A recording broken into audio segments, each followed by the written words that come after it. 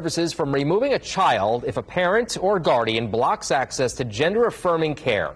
It's the first bill focusing on transgender people to pass out of committee this session.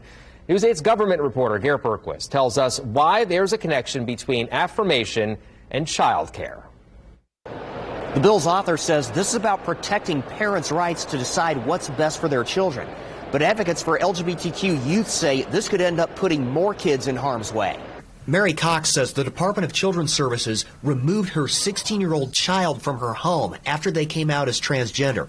She says she took her child to therapists, but would not use their preferred pronouns due to her religious faith. If this were your child and the state came in and said, despite all your efforts, you cannot keep your child in your home because he's transgender, and you cannot support that because of your faith, what would you do? The bill would prevent child services from removing a child from their parent's home solely because parents block gender transition care or refuse to use their preferred pronouns. DCS could still intervene for other reasons, such as abuse or neglect. It passed out of committee on a party line vote.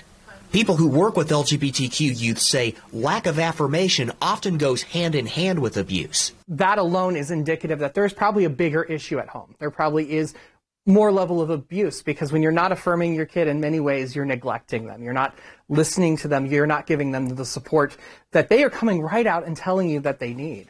Researchers say about a third of LGBTQ youth suffer physical violence from their parents, and 1 in 4 become homeless. And that's just going to make it so much easier for them to do this, and then their kids have no recourse. Their kids can't go to DCS. Their kids can't get support to be pulled out of the home. They can't get support to get help in the home. It's really going to be a terrifying thing for these kids because we're removing one of the few lifelines they have in our state. The bill still has to go through the full House, the House until the end of this month, to pass bills that originate in its own chamber. At the State House, Garrett Bergquist, Wish TV, wishtv.com, and follow us on Facebook.